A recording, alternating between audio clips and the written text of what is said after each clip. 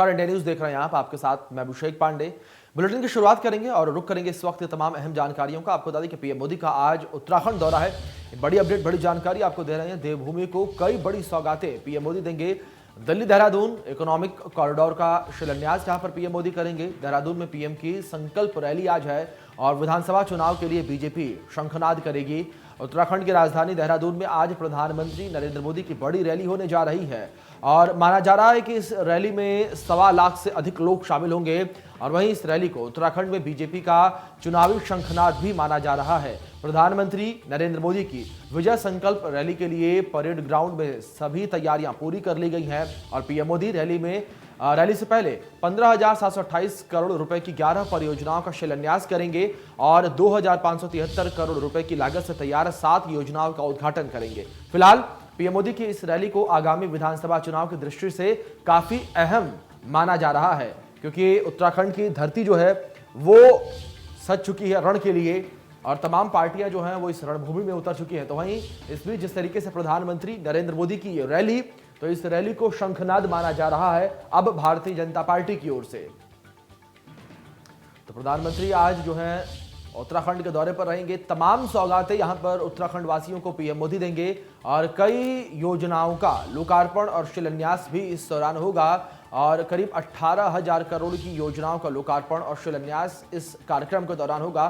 Delhi Dehradun economic corridor भी बनेगा और आपको बता दें कि देहरादून में पीएम मोदी की यह संकल्प रैली है और इस रैली में लाखों लोगों के इकट्ठा होने की आशंका जताई जा रही है। बड़े स्तर पर रैली को लेकर तैयारी की गई है। तमाम कार्यकर्ता जो हैं वो जमीनी स्तर पर काम कर रहे हैं। भीड़ जुटाने का काम यहां पर कार्यकर्ताओं की ओर से लगातार किया जा रहा है।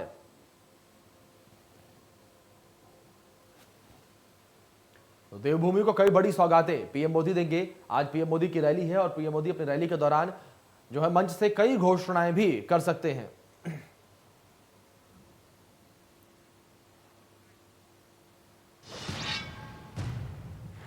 चलिए आगे बढ़ेंगे और साथ ही आपको यह भी बता दें कि प्रधानमंत्री नरेंद्र मोदी के दौरे को लेकर तैयारियां पूरी की जा चुकी हैं और प्रधानमंत्री नरेंद्र मोदी देहरादून स्थित परेड ग्राउंड में 1 बजे पहुंचकर जनसभा को संबोधित करेंगे और जनसभा स्थल का हमारे सहयोगी ने जायजा लिया है। आप रिपोर्ट देखिए।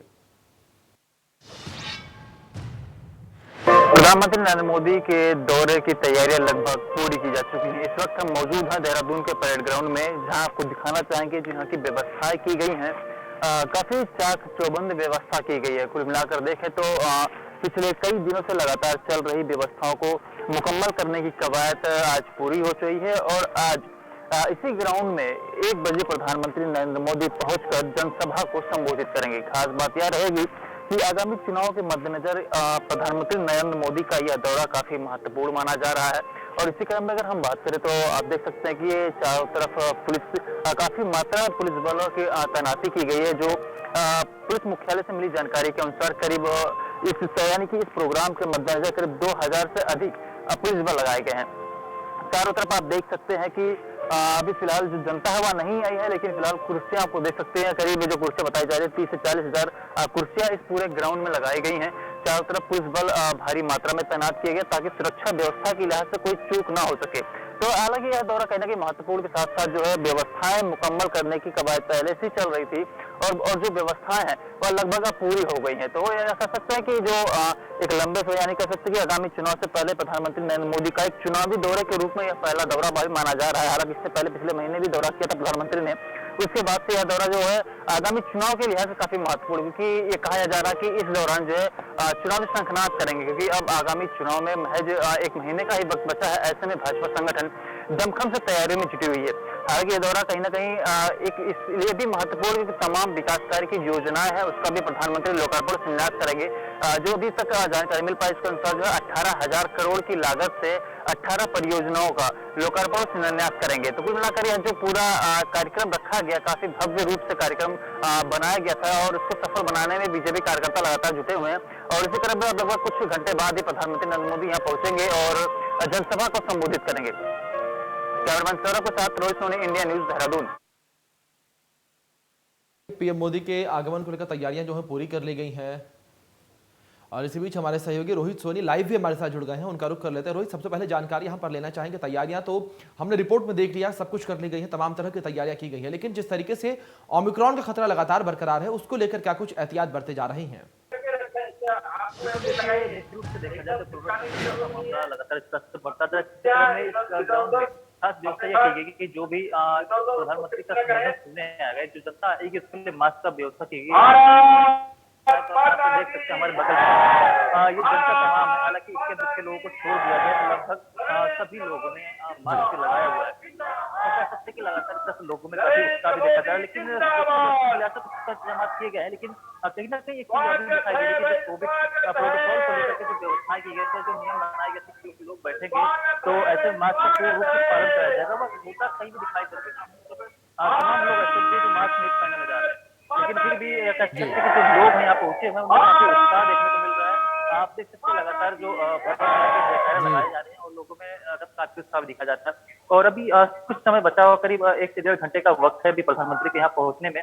उससे पहले ही जो भीड़ है वह यहाँ इकट्ठी होती दिखाई दी थी, भारी संख्या में लोग पहुंचे हो गए हैं। लेकिन अगर अब इससे पीछे की बात करें तो फिलहाल अभी काफी लोगों के आने की संख्या यानी कि तमाम कुर्सियां जो खाली हैं जिनको भी भरना बाकी है। कुल मिलाकर कह सकते हैं कि तैयारियां तो पहले से मुकम्मल की गई थी। बिल्कुल बिल्कुल रोहित, साफ तौर पर तैयारियां देखी जा सकती हैं और जिस तरीके से कार्यक्रम अभी 1.5 घंटे से अधिक का समय बाकी है, लेकिन इसके बावजूद भी भीड़ जो है अधिक मात्रा में देखने को मिल रही है। रोहित, बहुत बहुत शुक्रिया आपका हमारे साथ जुड़ने के लिए और इन तमाम जानकारियों के लिए। चलिए आगे बढ़ेंगे। आपको बता दें कि 2022 के चुनावी बिगुल जो है वो बज चुका है और उत्तराखंड में तमाम पार्टियां पूरे दमखम के साथ चुनावी मैदान में उतर चुकी हैं और हमारे सहयोगी ने आम आदमी पार्टी के रुड़की की पिरान कलियर विधानसभा प्रभारी इंजीनियर शादाब आलम से खास बातचीत की है। आप भी सुनिए इस बातचीत में उन्होंने क्या कुछ कहा। 2022 का चुनावी बिगुल बच चुका है। बात की जाए, सभी राजनीतिक पार्टियां अपने पूरे दमखम के साथ चुनाव मैदान में उतर चुकी हैं। वहीं बात की जाए कांग्रेस भाजपा के साथ साथ आम आदमी पार्टी भी अस्तित्व में आई है। वहीं दिल्ली के रोल मॉडल को लेकर उत्तराखंड में भी आम आदमी पार्टी ने आगाज किया है और सभी 70 विधानसभाओं पर अपने प्रत्याशी उतारने की बात दिल्ली के मुख्यमंत्री अरविंद केजरीवाल द्वारा कही गई है। वहीं बात की जाए रुड़की की, तो रुड़की की पिरान कलियर विधानसभा के जो प्रभारी हैं वो हमारे साथ मौजूद है, शादाब आलम जी। आइए इनसे जानना चाहेंगे कि किस तरह के मुद्दों को लेकर उत्तराखंड में आम आदमी पार्टी आगाज कर रही है। वहीं पिरान कलियर का भी आपको प्रभारी बनाया गया है, चुनाव प्रभारी। तो किस तरह किन मुद्दों को लेकर आप पिरान कलियर में आए हैं? और पिरान कलियर की बात की जाए, लगातार आप क्षेत्र का भ्रमण कर रहे हैं, क्या क्या आपको वहां पर कमियां देखने को मिली हैं? देखिए, बड़े बोल बोलने से कोई भी बड़ा नहीं होता। ये कहावत फिट बैठती है हमारे विधायक जी पर। 10 साल जिस जनता ने आपको गद्दी पर बिठाया, आज तक आपने उनके लिए क्या काम किया? अगर मैं काम की बात करूं तो पाटली गुजर तेलीवाला में एक लाइन जा रही है जिसमें 10 लोग 11,000 की लाइन में मर चुके हैं, उसमें झुलस चुके हैं। आज तक वो लाइन नहीं हटवा सके। बहुत छोटा सा काम था। अगर आप शक्ति नगर मोहल्ले में जाएंगे तो वहाँ पे केबिलें इस तरीके से हैं कि वहाँ पे लाइट विभाग ने कोई काम ही नहीं किया, बिजली विभाग ने। हम आवाज़ भी उठा रहे हैं तो भी कोई सुनने वाला नहीं है। इसके अलावा अगर पूरी विधानसभा की अगर बात करें तो चाहे वो रोड की हालत हो, वो चाहे शिक्षा व्यवस्था की हालत हो, चाहे वो नशे की हालत हो, नशे के मामले में पिरान कलियर इस क्षेत्र के अंदर नंबर 1 पर है। छोटे छोटे बच्चे नशा करते हैं, छोटे छोटे बच्चे भीख मांगते हैं। ये हालात बना के पैदा कर दिए हैं पिरान कलियर के। अगर मुद्दों की बात करें तो यहाँ पे शिक्षा व्यवस्था बिल्कुल डगमगाई हुई है, यहाँ पे स्वास्थ्य व्यवस्था बिल्कुल डगमगाई हुई भी है। जो वहाँ पर सफाई व्यवस्था है, आप जाके देखिए, हर जगह पे गंदगी नज़र आएगी। जो ज़ायरीन आते हैं पूरी विश्व भर से, वो क्या यहाँ से लेकर जाते होंगे, क्या बोलते होंगे हमारे बारे में। विश्व प्रसिद्ध दरगाह मानी जाती है पिरान कलियर। बात की जाए, जैसे कि आपने साफ तौर पर कहा है कि बहुत अव्यवस्थाएं फैली हुई हैं, 10 साल से कांग्रेस के विधायक रहे हैं। और बात की जाए तो कहीं ना कहीं विधायक जी का साफ तौर पर कहना है कि सड़कों का जाल बिछा दिया गया है पूरी विधानसभा में और किसी तरह की कोई कमियां नहीं देखी गई है। इन सब में भी किस तरह का क्षेत्रवासियों की भी हमने बात की है, तो किसमें आप क्या कहना चाहेंगे? हम लोग एक अभियान शुरू कर रहे हैं अभी, क्योंकि विधायक जी ने बोला था कि मैंने 10 करोड़ रुपए की सड़कें बनवाई हैं, तो हम उनको आईना दिखाएंगे आपने 10 करोड़ रुपए की सड़कें कौन सी बनवाई हैं। हम और उस हर गड्ढे में जाके खड़े होंगे जहाँ पे सड़कें नहीं बनी हैं। हम उस घर में जाएंगे जो आज भी छप्पर में रह रहे हैं। हम उन घरों में जाएंगे जो लाचार हैं, जो बेसहारा हैं, उन घरों में जाएंगे। आपको दिखाएंगे कि आज भी पिरान कलियर में क्या है। और मैं तो कह रहा हूँ, आप विधायक जी निकलिए तो सही घर से बाहर, आप जाइए तो सही जनता के बीच में, जनता आपको जवाब देगी। दिल्ली की बात की जाए, दिल्ली में रोल मॉडल बनके आम आदमी पार्टी आई है। शिक्षा की बात करें, चिकित्सा की बात करें या अन्य जो भी बिजली की बात करें, सभी जगह क्षेत्रवासियों को काफी राहत दी गई है। तो कहीं ना कहीं उत्तराखंड में भी अब आम आदमी पार्टी द्वारा आगाज किया गया है, और किस तरह से क्षेत्रवासियों को यहाँ सुविधा देने की आम आदमी पार्टी की तरफ से पहल की जाएगी? देखिए, मेरी एक अपील है आपके द्वारा। राजनीतिक पार्टियां सब अपने अपने तरीके से बातें करती हैं, मगर मेरा जनता से ही एक सवाल है। आप लोग हर बार ऐसे इंसान को चुनते हैं जो जाति और बिरादरी के नाम पर वोट मांगता है, जो बीजेपी और कांग्रेस के नाम पर वोट मांगता है। मैं आपसे कह रहा हूं, आप एक बार आम आदमी पार्टी को मौका देके देखिए। मैं खुद कह रहा हूं, आप मुझे मौका देके देखिए। अगर आपने पूरी विधानसभा के अंदर 5 गांव ऐसे निकाल दिए जहां पे काम नहीं होगा, तो मैं उसी दिन अपने पद से इस्तीफा दे दूंगा।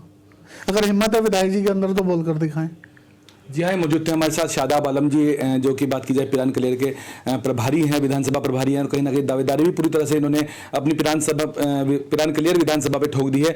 और बात की जाए 10 साल के विधायक, कांग्रेस के विधायक है हाजी फुरकान अहमद जी, उन पर भी साफ तौर पर इन्होंने निशाना साधा है कि क्षेत्र में विकास के नाम पर बिल्कुल भी कोई विकास कार्य नहीं हुए हैं। और आम आदमी पार्टी के सिंबल पे इन्होंने यहाँ पर कहा है कि आने वाले विधानसभा चुनाव लड़े जाएंगे, और आम आदमी से भी अपील की गई है। देखने वाली बात यही होगी कि किस तरह से 2022 में उत्तराखंड में बदलाव होता है और क्या बयान आम आदमी पार्टी लेकर आती है।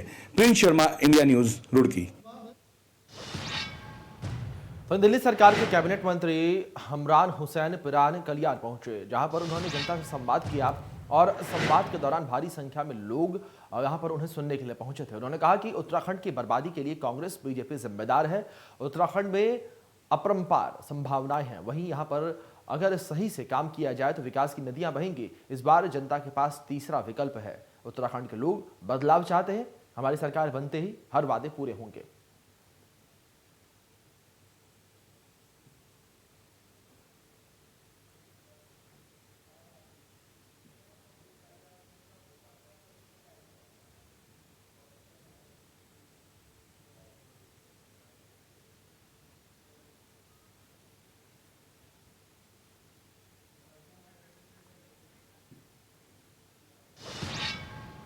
तो वहीं रानीखेत और सोमेश्वर में आम आदमी पार्टी प्रभारी दिनेश मोहनिया की विजय शंखनाद यात्रा निकाली गई। इस दौरान आम आदमी पार्टी के राजनीतिक दलों पर निशाना साधा। कहा कि जिन नेताओं ने 5 साल बर्बाद किए हैं उन्हें जनता सजा दे।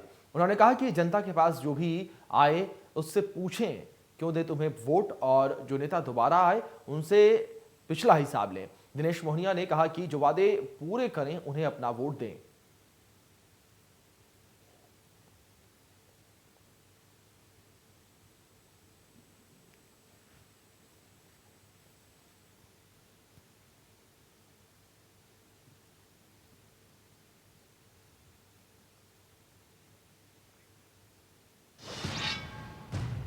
आम आदमी पार्टी से सीएम प्रत्याशी कर्नल कोठियाल ने उत्तरकाशी का दौरा किया, और कोठियाल ने कड़ाके की ठंड और बारिश में कई गांवों का दौरा किया। उत्तरकाशी दौरे के दौरान गांव-गांव जाकर जनसंपर्क किया और गांव वालों से मिलकर उत्तराखंड नवनिर्माण में सहयोग की अपील की। इस दौरान उनके उपस्थिति में कई लोगों ने पार्टी ज्वाइन की, और कर्नल कोठियाल उत्तरकाशी के मांगशीर बगवाल के कार्यक्रम में बतौर मुख्य अतिथि भी शामिल हुए।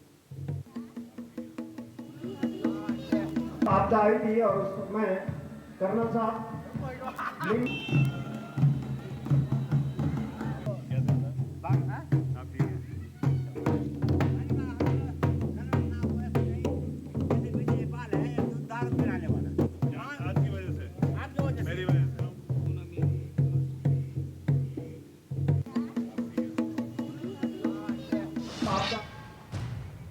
वहीं उत्तराखंड में बीते 2 दिन से मौसम ने करवट बदल ली है। मौसम विभाग ने प्रदेश के पर्वतीय क्षेत्रों में बर्फबारी की संभावना ज्यादा जताई है। राजधानी देहरादून में मैदानी इलाकों में बारिश ने ठंड बढ़ गई है, और केदारनाथ, बद्रीनाथ, यमकेश्वर, मुनस्यारी समेत कई ऊंची चोटियों पर बर्फबारी की संभावना बनी हुई है। और मौसम विभाग के निदेशक विक्रम सिंह ने जानकारी दी है कि 5 और 6 दिसंबर को फिर से बारिश होने का अनुमान है। पहाड़ी इलाकों में बर्फबारी का दौर जारी है।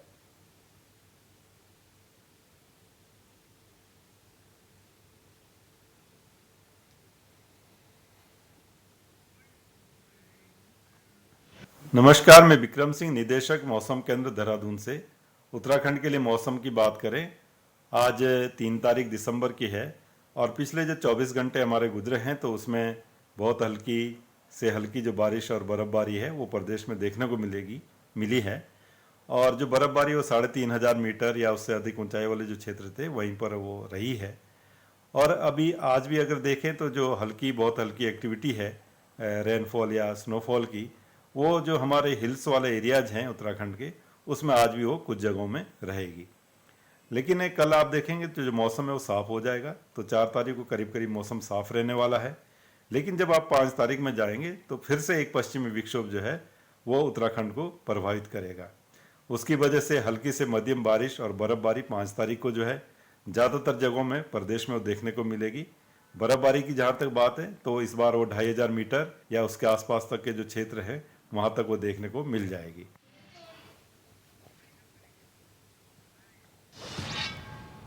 चलिए फिलहाल बुलेटिन में इतना ही। तमाम बड़ी अपडेट्स के लिए आप बने रहिए इंडिया न्यूज़ के साथ।